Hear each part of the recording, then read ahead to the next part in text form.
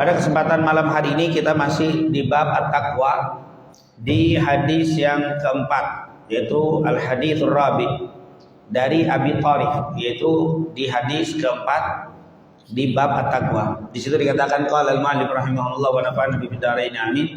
An Abi Tharif Adi ibn Hatim at-Tai radhiyallahu anhu qala sami'tu Rasulullah sallallahu alaihi wasallam yaqul man halafa ala yaminin thumma ra'a atqalillahi minha falyati at-taqwa. Rawahu al-Imam Muslim. Tentunya hadis ini sepakat merupakan hadis sahih. An Abi Tharif, dari Abu Tharif yang bernama Adi ibn Hatim at-Tai. Adi ibn Hatim at-Tai ada yang mengatakan meninggal di tahun 60 Hijriah di kota Kufah, dan beliau tidak terlalu banyak meriwayatkan hadis. Bahkan beliau manaqib atau sejarah kemuliaannya juga tidak terlalu banyak disinggung oleh para ulama di dalam kitab Rijal.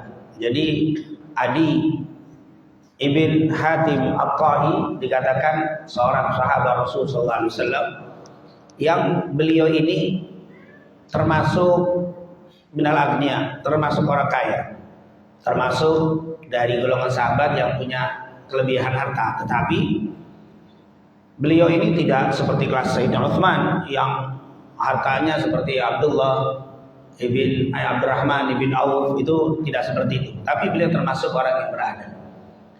Sekali waktu ada orang yang butuh dan datang ke beliau minta bantuan. Entah dia ingin membeli sesuatu atau ingin punya hajat, beliau minta kepada Adi bin Hatim sesuatu untuk diberikan kepada beliau. Kebetulan Adi bin Hatim saat itu tidak megang uang, tidak ada uang yang bisa diberikan kepada si fulan ini. Lalu Adi bin Hatim bilang, ada benda milik beliau, itu ada benda, ini kalau dijual laku dan bisa membantu hajat walaupun tidak memenuhi. Orang ini biasa dibantu oleh Adi bin Hatim yang datang ini minta. Tapi sekali waktu itu Adi bin Hatim lagi gak ada. Orang ini tersinggung. Dia marah. Dia tidak terima bantuan dari Adi bin Hatim yang tidak bisa memenuhi hajatnya secara sempurna dari dia. Hanya bisa mengurangi hajatnya dia. Mungkin dia butuh 1 juta, dikasih hanya 500. Karena saat itu beliau sedang tidak ada. Dia marah. Dia tidak terima pemberian dari Adi bin Hatim. Dikatakan, sungguh engkau tidak mau membantu hajat. Artinya dia dimarah dengan mengucapkan kalimat yang membuat Adi ini tersinggung. Akhirnya dia bilang, wallahi saya gak bakal kasih kamu lagi. Padahal dia biasa membantu orang itu. Tapi karena saat itu dia tidak mampu, tidak bisa dan tidak ada. Ternyata orang ini tidak terima pemberian yang seadanya saat itu. Wajar kalau Adi ibn Hatim at-Tai bilang, demi Allah saya gak bakal bantu lagi kamu.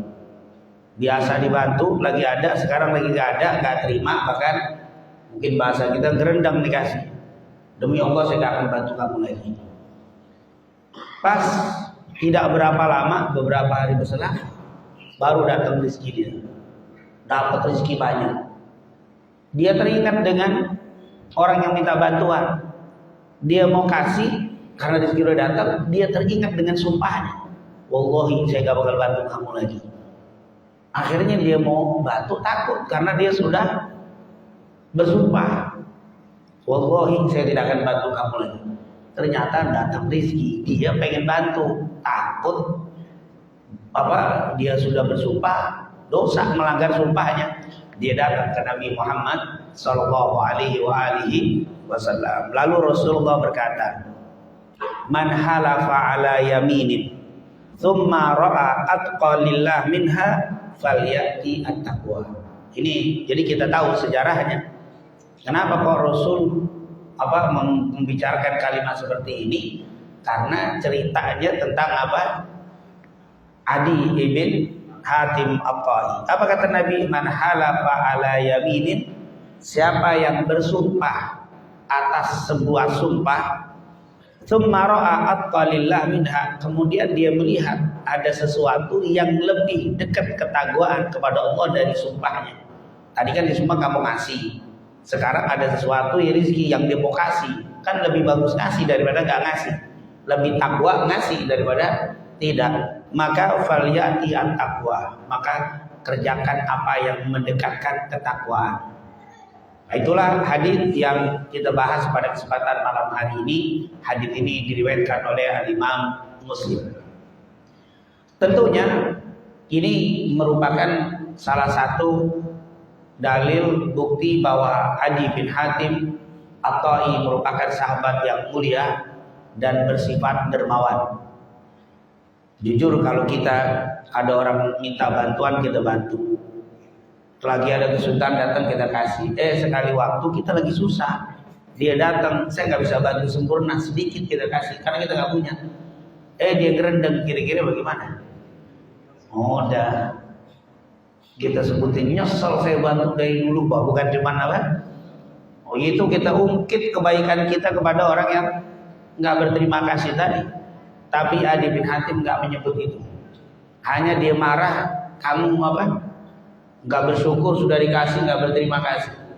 Lalu dia bersumpah, tapi waktu dapat rezeki dia pengen ngasih lagi.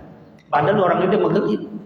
Ya kalau kita udah dapat rezeki boro-boro ngasih, malah kita iming-iming, kita kasih tahu kan, bikin status biar pegel, nih ada rezeki, dulu sih nggak terima, wah udah tambah manas-manasin orang itu tuh. Tapi Adi bin Hatim At-Tai malah sian, walaupun saya sudah bersumpah, saya pengen apa? Tetap ngasih nih. Cuman hukumnya boleh nggak nih? Maka dia datang ke Rasulullah SAW. Ini menunjukkan salah satu dalil bukti menunjukkan begitu luar biasa para sahabat Nabi kita Nabi Muhammad SAW. Mereka banyak sekali minal kurama, itu mereka itu orang-orang dermawan. Kedermawanannya itu ya sulit untuk kita cari tandingannya di masa sekarang. Makanya sahabat ini betul-betul menjadi khairul qurun atau khairun nas. Mereka menjadi generasi terbaik, menjadi manusia terbaik adalah para sahabat Nabi Muhammad SAW. Padahal dia udah bersumpah kamu ngasih karena menggelip, tapi tetap waktu dapat pengen juga ngasih. Ini adalah kelebihan menunjukkan keutamaan para sahabat Nabi Muhammad SAW. Yang kedua, bahwa beginilah adab yang diajarkan para sahabat. Walaupun itu mengandung kebaikan, ngasih orang, ngasih mau sedekah, ngasih. Tapi karena dia sudah bersumpah, timbul keraguan boleh nggak nih bersedekah. Dia datang ke Rasulullah SAW. Jadi ini mengajarkan kepada kita, nggak setiap sesuatu yang kita lihat baik itu pasti boleh, belum tentu. Kan kelihatannya baik tuh ngasih apa orang, tapi dia udah bersumpah boleh apa enggak, maka perlu ditanya. Begitu juga kita kalau mau melakukan sesuatu apapun yang berkaitan dengan keagamaan, tanya dulu kepada para ulama. Fas'alu ahla dzikri in kuntum la ta'lamun. Tanya kepada para ulama. Jangan kita berinisiatif, berijtihad, berpendapat sendiri. Lalu kita menurut saya ini bagus, saya lakukan. Tunggu dulu, boleh nggak nih? Tanya kepada yang ahlinya. Karena boleh jadi menurut kita baik, tapi ternyata dalam Islam tidak baik. Tiba-tiba di rumah kita ada tamu perempuan, dia ngajukan tangan, salaman, kan kagak enak kalau kita kagak njulurin tangan kita, jaga perasaan tamu. Jadi saya salaman juga, kelihatannya kan baik. Daripada dia tersinggung, dia nggak minta salaman kita nggak kasih. Nah, ini kan kelihatannya baik. Bersalaman dengan tamu perempuan yang bukan mahram. Tapi dalam Islam itu nggak boleh, walaupun dia tamu. Walaupun dia datang kepadamu yang harus kamu hormati, tapi penghormatan itu tetap tidak melanggar aturan syariat. Jadi kelihatannya baik. Ada tamu datang, laki-laki musafir misalkan, datang dari Bandung, dari Semarang, dari Surabaya bertamu dia hari Jumat jam 10 pagi ngobrol jam 12 lagi mau Jumatan. Antum nggak enak ninggalin siapa? Tamu Jumatan udah mau berdiri, nggak enak tamu jagain nemenin sampai lewat Jumat. Kelihatannya sih masya Allah itu orang demi tamu dia ke Jumatan, kelihatannya baik, tapi itu adalah hal yang bertentangan dengan syariat.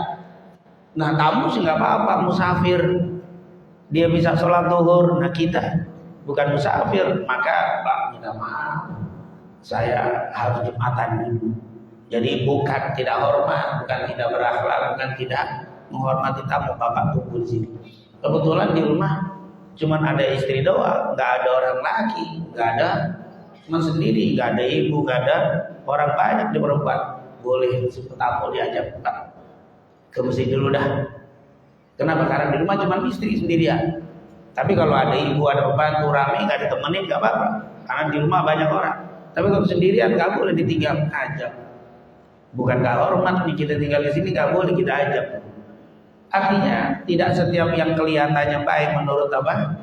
Akal kita, pemikiran kita belum tentu baik di dalam syariat. Maka perlu ditanya dulu. Maka ini kan luar biasa. Saya udah bersumpah nggak mau ngasih, ternyata dapat rezeki. Boleh nggak nih saya ngasih? Batal sumpah saya. Makanya dia datang ke Rasulullah SAW. Ini tentunya pelajaran yang kedua yang bisa kita petik dari hadis ini. Hendaklah kita setiap melakukan hal-hal yang berhubungan dengan hukum, berhubungan dengan Islam, berhubungan dengan syariat, maka tanyalah kepada para ulama lebih dahulu. Kalau memang permasalahan itu belum kita tahu boleh apa tidak boleh, jadi jangan hanya berdasarkan pemikiran kita, karena agama ini bukan berdasarkan pemikiran, tapi agama ini berdasarkan wahyu. Agama ini dibentuk berdasarkan wahyu, baik di dalam Al-Quran dan hadis Nabi Muhammad Sallallahu Alaihi Wasallam. Jadi ini perlu ambil pelajaran dari perbuatan Adi ibn Hatim At-Ta'i. Ketika datang ke Rasulullah bertanya, ya Rasulullah, saya sudah bersumpah dengan nama Allah untuk tidak memberi fulan. Ternyata sekarang saya dapat rezeki, saya hibah, saya ingin memberi, tetapi saya sudah terikat dengan sumpah, boleh nggak saya beri? Maka Nabi mengucapkan hadis ini. Hikmah yang ketiga yang terakhir, apa kata Nabi? Man halafa ala yamin. Siapa yang halafa? Halafa yahlifu. Ini adalah sumpah.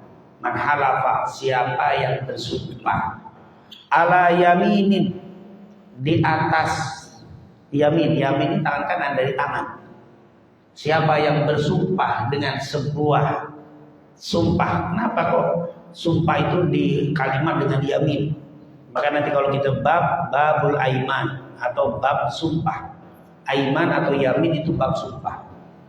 Kenapa sumpah disebut yamin? Karena dulu orang kalau bersumpah selalu pakai apa? Tangan. Saya bersumpah itu pegang, jadi menggunakan tangan. Itu man halafa ala yaminin. Siapa yang bersumpah dengan sebuah sumpah, dengan sebuah janji. Karena memang dulu sumpah atau janji itu selalu menggunakan tangan. Maka kata para ulama disebut yamin. Yamin ini tangan kanan. Jadi kalau kita mau itu janji ya, itu pakai apa? Itu apa namanya? Deal. Wah, kayak siapa yang benar ya? Deal pakai ini, setangan tuh pakai, jarang yang begini deal itu model milenial itu. Tapi kalau zaman dulu dia sudah ya, sepakat kita MOU. Nah ini langsung apa? Tanda tangan. Tanda tangan terus salaman. Kalau di salaman itu udah sumpah. Makanya yamin. Kata para ulama waktu mendefinisikan al-yamin, lugatan aliyah. Jadi yamin pada secara bahasa adalah tangan kanan. Kenapa yamin atau sumpah selalu disebut dengan kalimat yamin? Karena terbiasa sudah menjadi tradisi kalau mereka bersumpah selalu menggunakan tangan. Siapa yang bersumpah dengan sebuah sumpah, bersumpah dengan apa? Summa ra'a, kemudian dia melihat atqalillah minha, yang lebih takwa daripada apa yang dia sumpah, yang lebih amalan yang lebih dekat kepada ketakwaan daripada yang dia buat sumpah, maka dikatakan di situ falyati at-taqwa, maka hendaklah dia melakukan yang dekat pada ketakwaan. Karena nanti kita akan lihat. Jadi tadi dia bilang, demi Allah saya tidak akan bantu kepada kamu. Kemudian dapat rezeki. Saya pengen ngasih, tapi bertentangan dengan sumpah yang tidak mau ngasih. Maka mana yang lebih bagusan, ngasih ketakwaan itu sedekah, lebih dekat ketakwaan sedekah atau tidak sedekah? Sedekah lebih dekat ketakwaan. Sedekah adalah amal ketakwaan. Maka siapa yang bersumpah terhadap sesuatu, lalu dia melihat sesuatu yang lebih baik dalam agama yang bisa mendekatkan ketakwaan kepada Allah, maka lakukan yang lebih baik. Para ulama ketika membahas kalimat man halafa ala yaminin, sumpah itu ada yang telah berlalu, ada sumpah yang akan datang.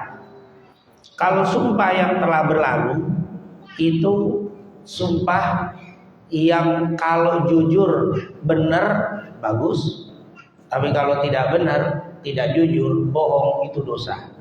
Tapi tidak ada hukum.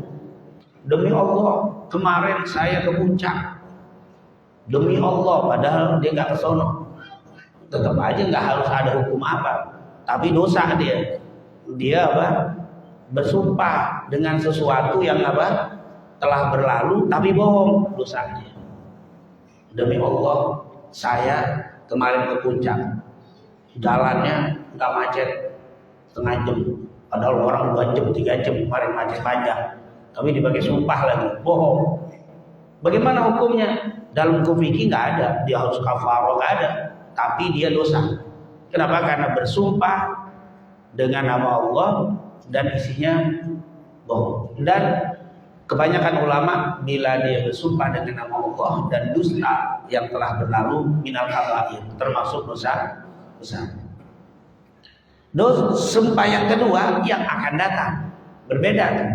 Demi Allah besok saya akan ke puncak. Nah ini namanya sumpah yang akan datang. Kalau tadi demi Allah kemarin saya berangkat, bohong nggak bohong? Kalau bohong aman alhamdulillah, kalau nggak tidak bohong jujur alhamdulillah aman, tapi kalau tidak berdosa. Tapi maya taratab, apa yang menjadi apa imbas dari sumpah palsunya atau dengan apa sumpah bohongnya tadi? Apakah ada hukum? Nggak ada. Hanya disuruh memperbanyak istighfar. Kenapa? Karena kamu sudah berdusta. Padahal kamu tidak ke puncak, tapi kamu bilang ke puncak, dosa, beristighfar. Tapi berbeda dengan sumpah yang akan kita lakukan. Demi Allah besok saya akan berangkat ke puncak. Kalimat ini sumpah, maka hukumnya wajib besok berangkat ya puncak. Kalau nggak berangkat, nah di sini kena namanya kafar. Ya, kena kafar, kena hukum kafar itu denda. Kalau kita bersumpah terus nggak ditepati, sumpah ini yang sudah apa yang akan datang nggak ditepati, kena hukum kafar. Demi Allah besok saya akan ke Masjid Al-Ahya sholat subuh. Demi Allah, nggak tahu nggak datang, kena tuh. Itu namanya man halafa ala yaminin tuh. Siapa yang bersumpah dengan sebuah apa? Janji, dengan sebuah sumpah, maka dia harus kafar. Jadi kalau kita bilang demi Allah besok saya akan sholat subuh di Al-Ahya, besok antum nggak sholat, dosa. Dan dosanya bukan sekedar dosa seperti sumpah yang sudah berlalu cukup beristighfar, enggak, tapi ada konsekuensi hukum namanya kafar. Apa itu kafarahnya? Nah, kafarahnya yang pertama disuruh it'amul masakin asyrah, yaitu memberikan makan orang miskin sebanyak 10 orang. 10 orang kasih makan. Makannya sesuai dengan makannya kita. Atau kalau makan siang biasanya lauknya apa? Ayam, telur. Hitungannya berapa dah? 30.000 berarti 30 kali 10. Jangan ngasih makan tempe kering. Antum makan di telur ngasihnya nggak bisa, sesuai dengan apa yang kita mampu. Bahkan sebagian ulama ngasih 10 pakaian. 10 makanan, 10 apa? Pakaian. Kalau saya nggak ada makanan, 10 pakaian.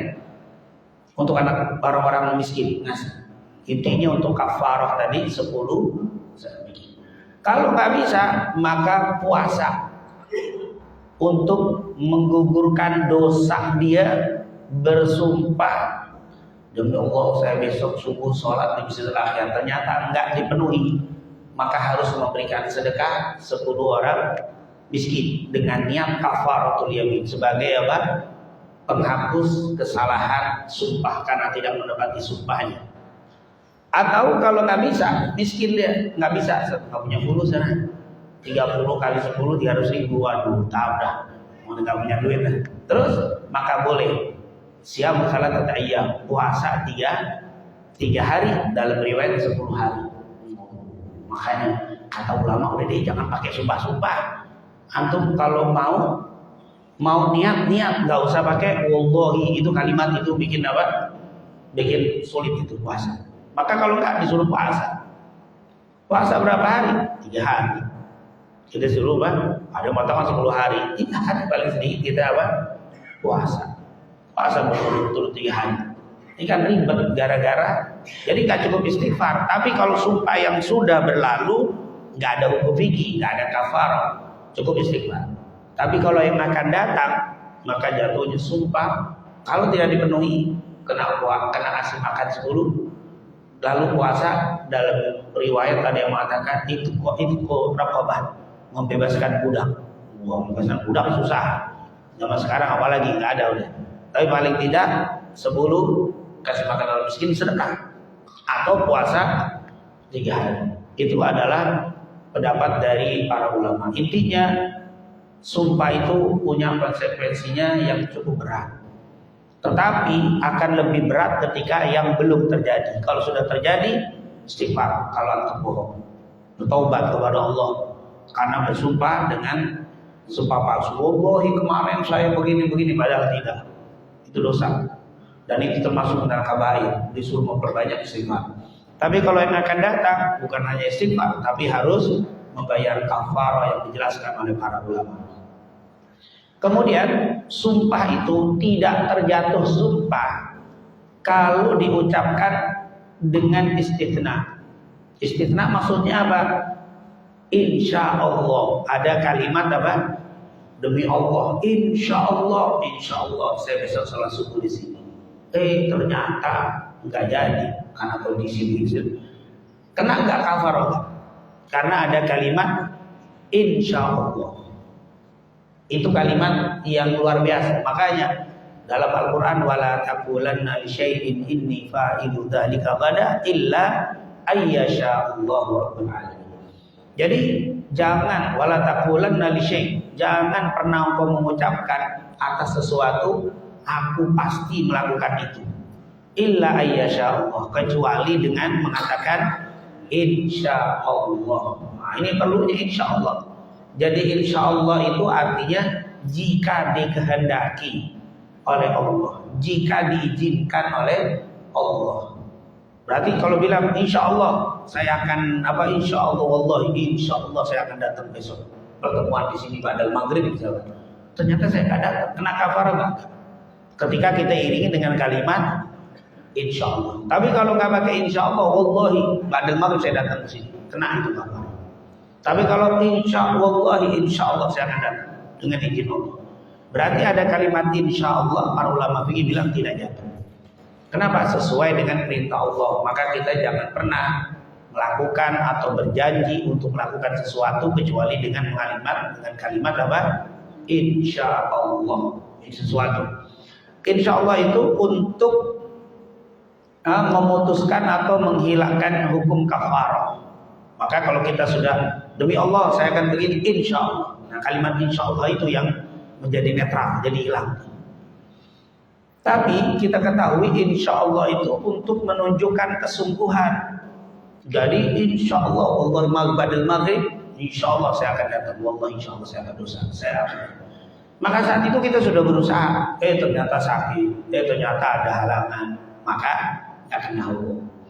Tapi kalau antum bilang insya Allah anda datang ke sini, badal maghrib, wallahi insya Allah.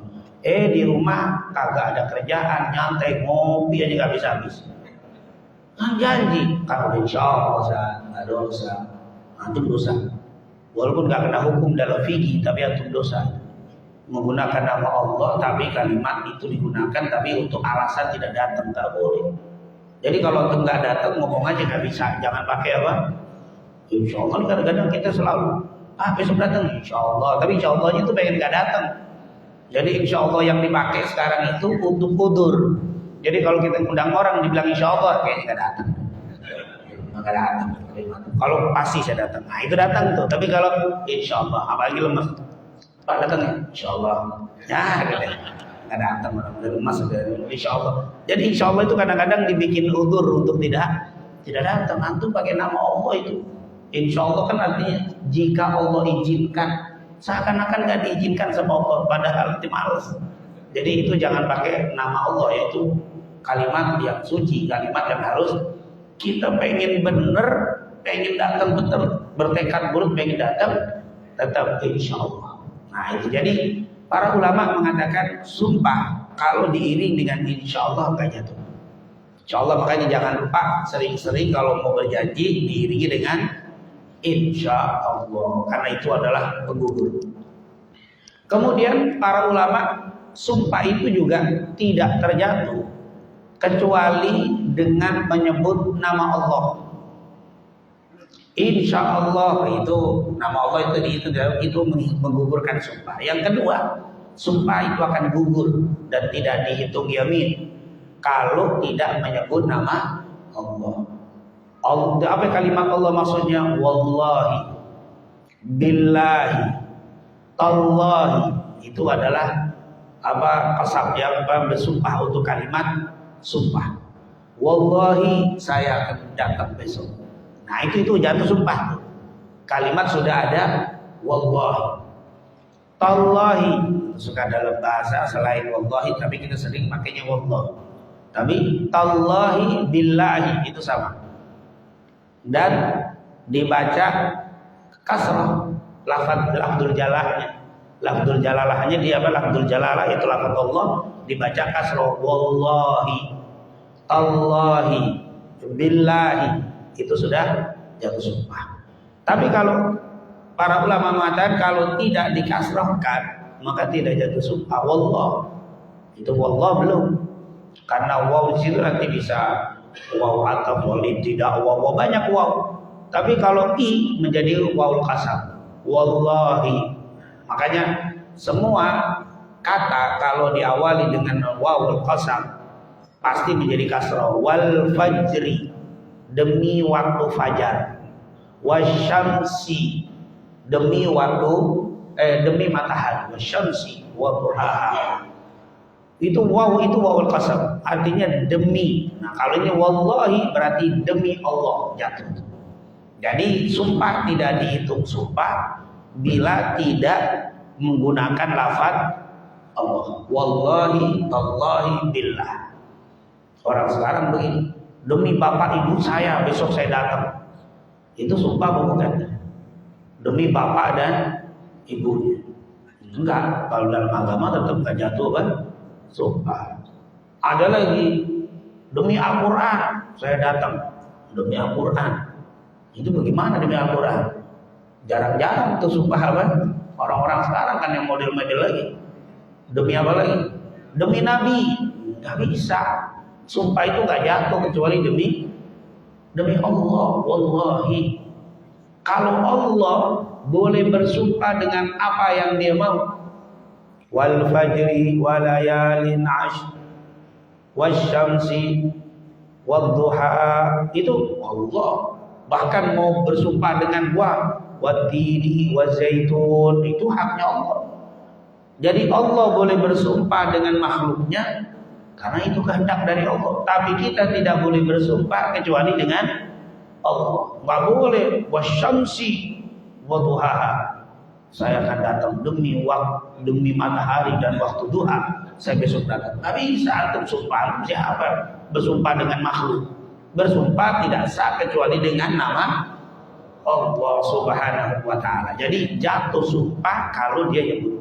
Lalu bagaimana Ustaz? Itu ada pejabat yang disumpah pakai Al-Quran. Ya nggak jatuh kalau pakai Quran doang, tapi harus dengan nama Allah. Tapi kalau dibilang demi Allah saya bersumpah dengan Al-Quran, jatuh sumpahnya. Kenapa kalimat demi Allah saya akan mengamalkan? Wah, itu berarti jatuh sumpah. Makanya kalau pejabat disumpah melanggar mulu, kafaroh mulu tuh. Banyak banget pelanggaran itu kafarohnya berat itu. Makanya dibilang demi Allah. Nah, itu sudah jatuh sumpah. Nah, maka di sini sumpah tidak jatuh kecuali dengan menyebut nama Allah Subhanahu wa Ta'ala. Dan sumpah itu tidak harus dilaksanakan, bahkan wajib ditinggalkan bila bersumpah dengan hal-hal yang mengandung kemaksiatan. Yang mengandung kemaksiatan. Demi Allah, kalau saya lulus, saya traktir pada minum khamr, mabuk semuanya, saya traktir demi Allah. Tender saya gol, saya akan traktir.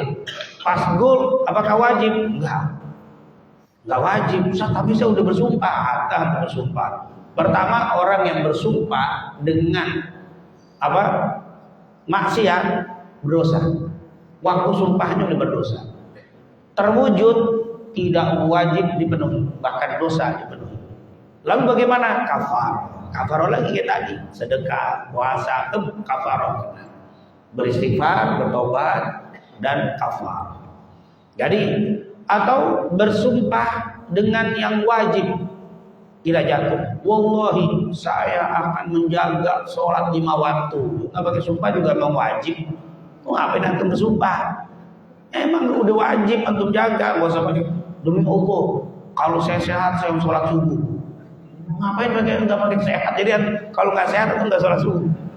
Itu sumpah nggak berlaku kalau yang wajib. Yang wajib nggak berlaku dan dihitung tidak dihitung sumpah. Tapi kalau yang haram dan harus dibatalkan dan harus kafar. Kalau yang mubah, di sini letak daripada sumpah itu. Sumpah itu akan merubah hukum yang mubah dan sunnah. Yang tadinya sunnah jadi wajib, yang mubah jadi wajib. Di sini kena. Jadi sumpah itu berlaku di bab mubah dan sunnah.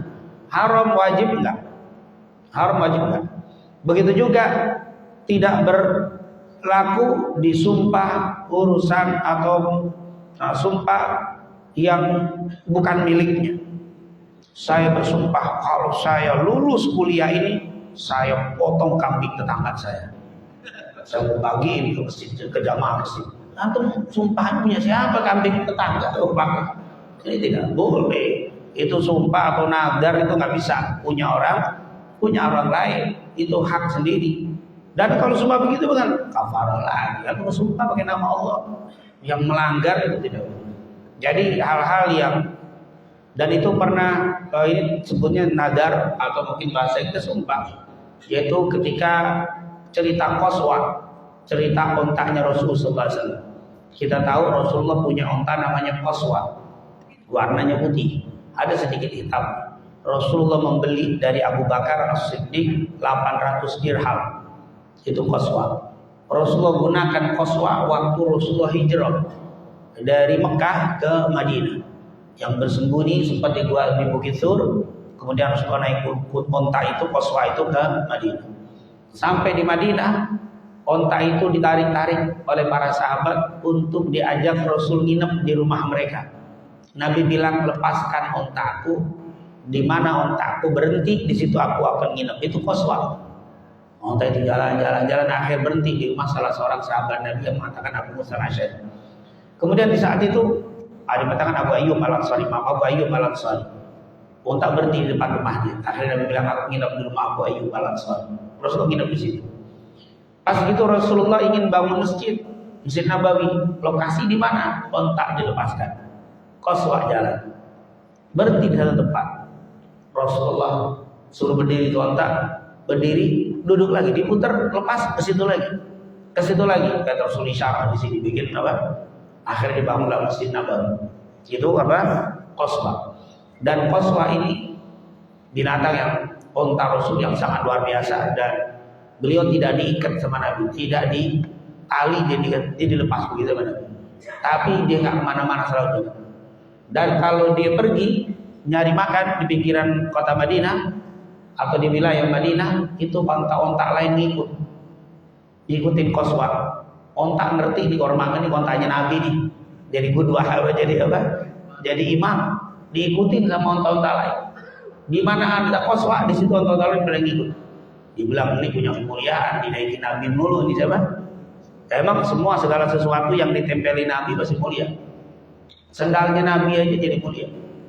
Sendalnya Rasulullah SAW, sendal yang dipakai terus. Semua apapun yang berkaitan berhubungan dengan Nabi pasti punya kemuliaan. Sampai onta badannya. Sekali waktu ada perampok merampok gerombolan onta yang sedang cari makan di pinggir kota Madinah. Diambil banyak onta, dibawa, kan ngikutin Qaswa, diambil semuanya sama perompak dibawa. Waktu dia nangkepin onta mau dibawa pergi, ada perempuan. Perempuan itu juga diambil sama dia. Perampok itu, penyamun ini ngambil juga, dan culik. Jadi onta-onta itu diculik, dibawa sama perempuan. Sampai dibawa jauh dari luar kota Madinah. Setelah tenggelam di waktu malam, mereka istirahat. Yang mereka pikir tidak mungkin ketahuan, lebih jauh dari kota Madinah. Akhirnya mereka istirahat, bikin apa? Tenda, diikat-ikatin tuh onta supaya tak kabur. Si perempuan juga diikat, diculik. Saat penculik sedang kecapean tidur, perempuan ini ternyata bisa melepas ikatannya. Kemudian dia perlahan, dia ingin menaiki atau mengambil satu onta untuk bisa membawanya ke kota Madinah. Karena kalau jalan sendiri nggak bakal sampai, karena terlalu jauh pada pasir. Saat dideketin onta itu bunyi suaranya. Sang perempuan takut, ini kalau bunyi kenceng nanti yang di tenda bang. Dideketin onta lagi, bunyi lagi. Dideketin lagi, bunyi lagi.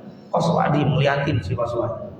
Si perempuan lihat nih, ini binatang yang ganteng nih, putih, bagus. Diam dia. Akhirnya dideketin, karena semua pada bunyi. Dideketin, Qaswa dia. Ngerti si Qaswa ini, kalau dia sedang apa? Sedang diculik dan tidak boleh ribut, tidak boleh berisik. Dideketin, dibuka, dia diam. Habis dibuka, si Qaswa mendekati perempuan itu dulu supaya naik. Setelah perempuan itu naik, Qaswa itu jalan pelan-pelan. Seperti orang mindik-mindik apa? Mau kabur. Pelan-pelan. Pas udah jauh, agak jauh dari tenda, baru dia lari. Kata para ulama, kalaupun penyamun perampok itu bangun ngejar, kamu kejar. Karena dia ontanya bagus. Onta Qaswa ini yang dipakai Nabi ini ontanya bagus untuk apa? Untuk perjalanan jauh. Wah. Itu perempuan saking girangnya, dia bilang, wallahi, besok saya akan potong nih onta sebagai tanda syukur saya. Jadi nadarnya motong onta nih. Onta yang nyelamatin lagi. Ini saya potong, wallahi saya akan potong, saya bernadar. Ini bersumpah dia. Akhirnya pas masuk kota Madinah, sahabat tahu Qaswa, karena dari pagi dicari nggak ketemu nih onta. Kelihatan dipegang sama sahabat, dibawa ke rumah Rasulullah SAW. Kan sahabat pada tahu ini kontanya. Nah, pas besok siangnya datang ke rumah ke Nabi Muhammad SAW. Dia bilang, wahai Nabi, onta yang putih itu mana? Qaswa kata itu onta. Iya nih, saya sudah nadar, saya sudah bersumpah dengan nama Allah, saya pengen sembelih dia.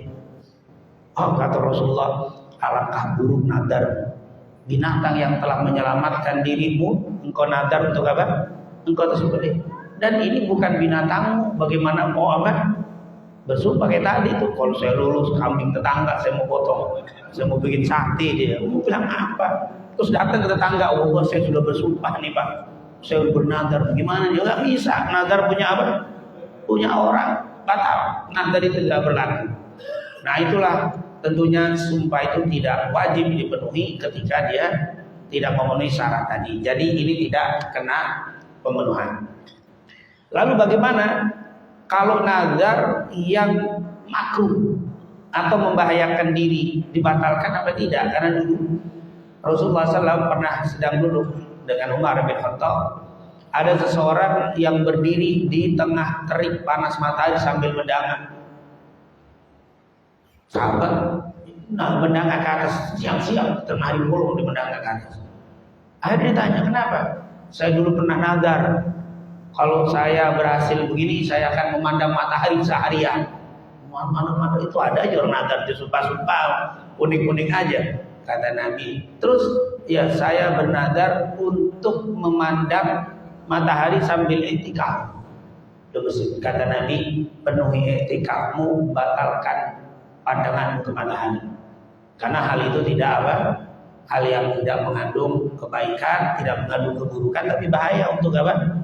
Untuk dirimu sendiri. Maka batalkan, tapi i'tikaf harus dipenuhi. Nah intinya nadar-nadar tidak semua sumpah apa yamin itu dipenuhi.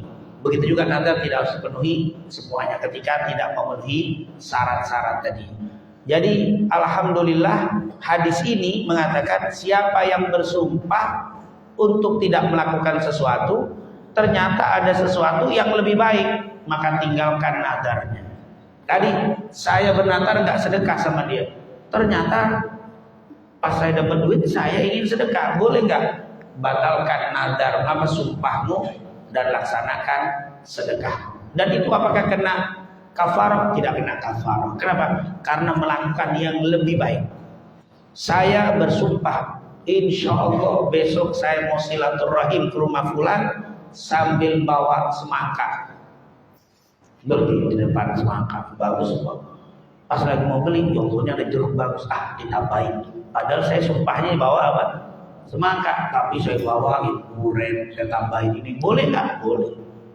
Kenapa? Lebih daripada, atau pas saya mau beli semangka dapat berita, itu orang lagi sakit, lagi butuh duit.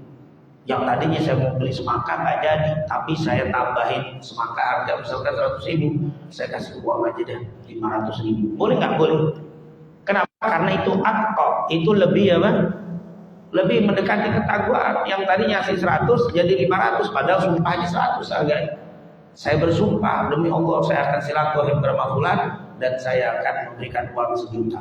Di tengah jalan saya dengar dia ada musibah, saya kasih tambah 5 juta. Padahal sumpah saya 1 juta, boleh nggak? Boleh. Kenapa? Karena hadits ini, man halafa ala yaminin tsumma ra'at qalillah minha. Siapa yang bersumpah dengan suatu sumpah lalu dia melihat sesuatu yang lebih baik, lebih mendoa ketakwaan, maka lakukan apa yang membawa ketakwaan tadi. Alhamdulillah. Dan yang terakhir sebagai penutup, saya bersumpah karena orang itu menggelin saya, wallahi saya tidak akan tegur seorang itu. Saya nggak bakal maafin orang itu sampai 7 turunan. Sedang emosi dia. Besok dia tersadar, dia habis taklim ternyata itu sumpah gak bagus, janji itu gak bagus. Akhirnya dia pengen apa? Baiat. Saya kasih maaf, saya pengen silaturahim, saya pengen menegur dia, saya ingin berbaikan. Boleh apa tidak? Padahal saya sudah bersumpah apa? Tidak menegur siapa, bahkan tidak memaafkan. Tapi ternyata setelah saya sadar, saya mau beri maaf, batal. Sumpah yang tadi musuhan. Boleh? Sangat boleh. Kan apa? Itu lebih bertakwa. Tinggalkan sumpahmu, deketin, minta maaf, berikan maaf, berbaikan. Itu melanggar sumpahnya, tapi masuk ke dalam hadis man halafa ala yaminin tsumma ra'a atqa. Ini yang lebih bertakwa itu. Yang lebih bertakwa daripada musuhan, baikan itu lebih baik. Maka batalkan sumpahmu, berikan kebaikan. Dan ini yang diajarkan oleh Nabi Muhammad. Sama untuk Adi bin Hatim At-Tai, engkau bersumpah untuk tidak memberikan kepada dia bantuan dan saat ini ada rezeki dan engkau akan memberi, berikan kepada sumpah batal dan berikan kepada saudaramu itu bantuan. Inilah yang bisa kita bahas pada kesempatan malam hari ini. Semoga Allah Subhanahu wa taala selalu memberikan kepada kita taufik hidayah untuk bisa menjalankan syariat junjungan kita Nabi Muhammad sallallahu alaihi wasallam sebagaimana yang dipahami oleh para ulama salafus saleh. Amin. Amin ya rabbal alamin. Rabbana taqabbal minna innaka antas samiul alim wa tub alaina innaka antat tawwabur rahim. Allahumma inna nas'aluka ilman nafi'an wa rizqan thayyiban wa amalan salihan maqbulan. Wa sallallahu ala sayyidina Muhammadin wa ala alihi wa sahbihi wasallam walhamdulillahi rabbil alamin. Subhanakallahumma wa bihamdika asyhadu an la ilaha illa anta astaghfiruka wa atubu ilaik. Lebih kurangnya assalamualaikum warahmatullahi wabarakatuh.